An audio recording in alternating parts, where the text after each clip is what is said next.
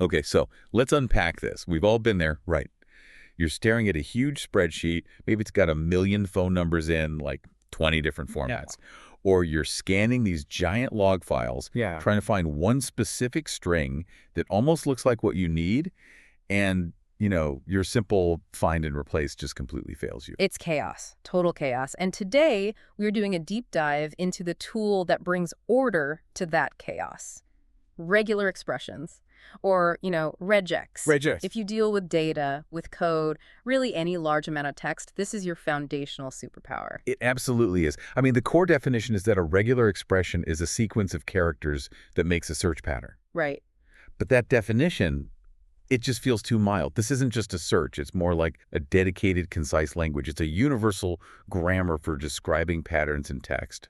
And what's really amazing is that universality you mentioned, the grammar we're going to talk about today, it's pretty much transferable across Python, JavaScript, C++, Dane, nearly every tool out there. So this is one of the most portable skills you can learn. So our mission for this deep dive is to decode that grammar.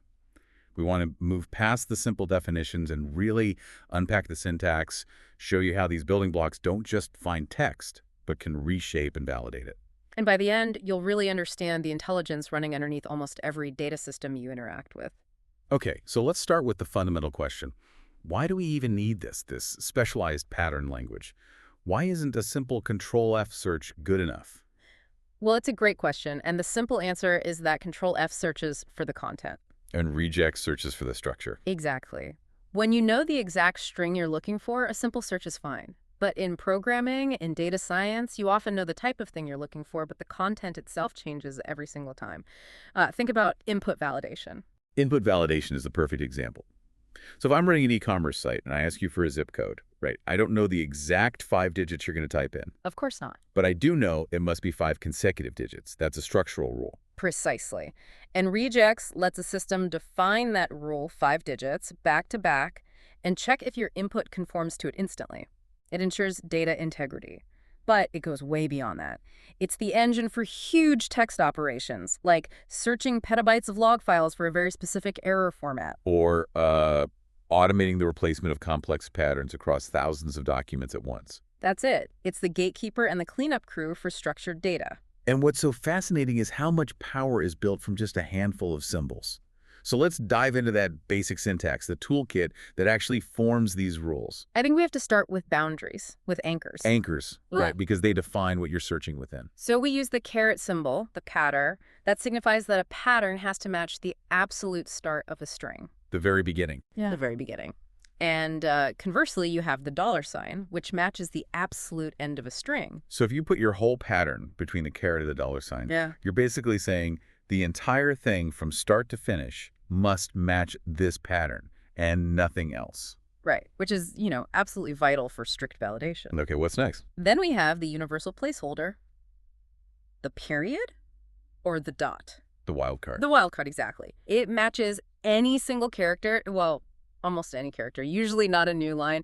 It's the joker card in the Regex deck. Okay, wait a second. If I'm searching a document and I really need to find a literal period like at the end of a sentence, how do I do that? Because if I just type a dot, it's going to match every letter and number, right? It will, and that's where the backslash comes in. This is a critical concept to get your head around escaping. Escaping. Since the period is a special character, a meta character, we have to escape it with a backslash to tell the engine, hey, treat this as a literal character. So to search for an actual period, I type \dot.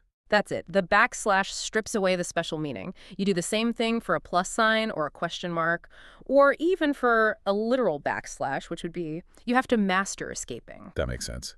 Okay, now let's talk about repetition, because I feel like this is where Regex goes from a simple search to, real pattern matching. The quantifiers. Quantifiers. They dictate how many times the thing right before them is allowed to appear. And we have 3 main ones. The first is the asterisk. Yeah. This one's the most permissive, right? It is. It matches 0 or more repetitions. So if your pattern is data, it'll match dat, because that's 0 A's. Right, okay. And it will match data, or data. The A is optional. And you can contrast that with the plus sign, plus day. You can. The plus sign is mandatory. It matches 1 or more repetitions. So data plus requires at least one A. It won't match that. So it's 0 allowed versus 1 required. That's the key difference. That is the key. And the third one is the question mark why. This makes the preceding thing optional. It matches 0 or exactly 1 time. The maybe quantifier. The maybe quantifier, I like that. It's perfect for optional things like an S at the end of a word or an optional area code. Now, you told me something earlier that I think trips up a lot of beginners. By default, these quantifiers are greedy. What does that mean? It means the Regex engine will try to match as much text as it possibly can while still letting the whole pattern succeed. The classic example is trying to match content between HTML tags, like, say, title, hello, title. If you write a greedy pattern like boop-a-doot, that dot and star will just consume everything all the way to the very last closing bracket in the entire file. So it grabs way more than you wanted. That sounds like a common headache if you're scraping data. It is a massive headache. The solution is to make it non-greedy or lazy, Yeah. and you just add a question mark after the quantifier, so R plus R. And that tells the engine. It tells the engine, match the minimum number of characters needed for the pattern to work. So dog would stop at the very first closing bracket it finds. Which is almost always what you actually want. That kind of nuance is what separates, a simple searcher from someone who's really mastered regex. Absolutely. Okay, moving on from those fuzzy quantifiers, we have the really precise ones, the curly braces. This is for when you need to be super strict about length. So if I'm looking for a 4-digit year, I can specify that with... Exactly. Or you can specify a minimum, say N matches N or more times. So if a password has to be at least 8 characters, you'd use 8. And for a specific range, it's N. Yeah. So between N and M repetitions. Like if a product code has to be between 10 and 15 characters long. That's it. That level of detail is crucial. And it leads us right into grouping and choice, which lets us build bigger, more complex rules. Let's start simple with the square brackets, right? This creates what's called a character set, right? It matches any one character inside the brackets. Yes. So if you write a EU, it'll match any single vowel. And you don't have to list everything out. You can define ranges like 0, 9 for any digit or AZ for any lowercase letter. And for a bigger choice, like a logical OR between 2 whole patterns, we use the pipe symbol. Right.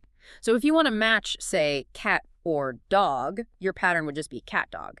It's incredibly useful for data that comes in multiple valid formats. Okay, but the most powerful grouping tool has to be the parentheses. No question. They do 2 main things. First, they group expressions together so a quantifier, like a plus or a hit, can apply to the whole block. So if I want to find ha repeated 3 times, I can't just write HA3 because that would just repeat the A. It would give you ha. Right. I need to group it first. HA3, that gets me ha-ha. Exactly.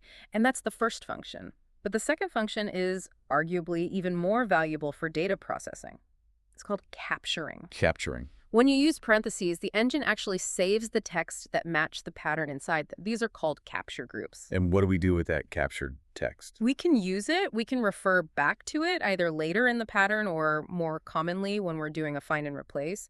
Let's use a real-world example like reformatting dates. Okay, yeah. I deal with this all the time. I get dates formatted as, say, MMGDYYY. Right. And I need them as YYY MMDD for a database. Perfect. You would write a pattern with 3 caption groups. Group 1 captures the month, Group 2 captures the day, and Group 3 captures the year. Okay, so then in my replacement string, I would just reorder them. I'd put Group 3, then a hyphen, then Group 1, then a hyphen, then Group 2. That's exactly it. And the syntax is usually something like 312. And with that one command, you can instantly flip and restructure thousands of lines of data. That is the true power. It's not just finding, it's transforming. That's the aha moment. Yeah. Okay, so now that we have the core syntax, let's talk about character classes, the shortcuts that make writing all this so much easier. Yeah, you would run out of patience very quickly if you had to type AZA09 every single time you wanted to match a variable name. So the shortcuts are indispensable. They are. So instead of 09, we just use the shorthand D. That matches any digit. And what's really elegant about the system is the inverse rule.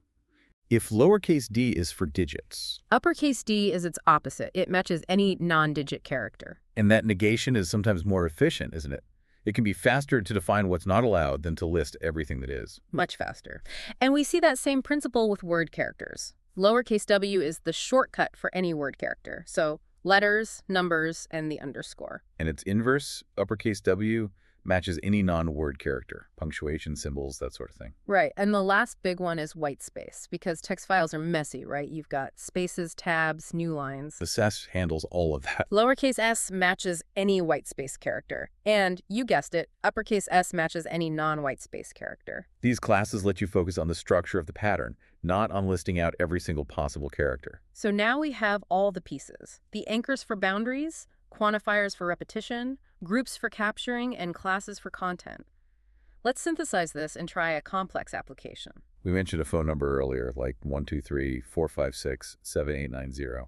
Right. That single pattern has optional parts, like the parentheses. It has specific lengths for the numbers, and it has literal characters like the space and the hyphen. And to build that, you'd combine everything. You'd have optional parentheses using the side. You'd define the 3-digit blocks with D3, an optional space with S, a literal hyphen. The moment you try to write that out, you realize just how powerful it is. That one concise expression is checking, 5 or 6 different conditions all at the same time? And for something even more complex, like validating an email address, that's a famous regex challenge. Infamous, maybe. Yeah. You need to allow for word characters and periods in the username part. You must have the @ symbol, then a domain with more word characters, and then a top-level domain of at least 2 letters. It's the ultimate combination puzzle. And if any single part of that complex pattern fails, the entire match just fails. Nice. Instantly. And that's the core value. Regex gives systems this flexible, incredibly fast way to confirm that a string of characters conforms precisely to a necessary format. It's the bedrock of data processing and system security. It really is the ultimate tool for structured text. We've seen that regular expressions are this powerful language for pattern searching built from just a few symbols, but it creates the engine for validation in, every major technology platform we use. It lets software understand not just the letters themselves, but the shape and the relationship of the data. So as we wrap up this deep dive, I have a final thought for you to consider. We've been talking about how Regex uses these concise patterns to validate data. Right, for data entry and things like that. But this concept, using powerful, efficient patterns to filter and structure information, it goes way beyond just text files. Where are you going with this? Think about the massive growth in AI and large language models. At its very heart, AI is all about powerful pattern recognition.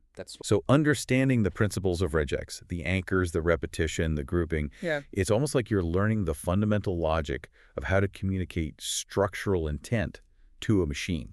That's a really interesting take.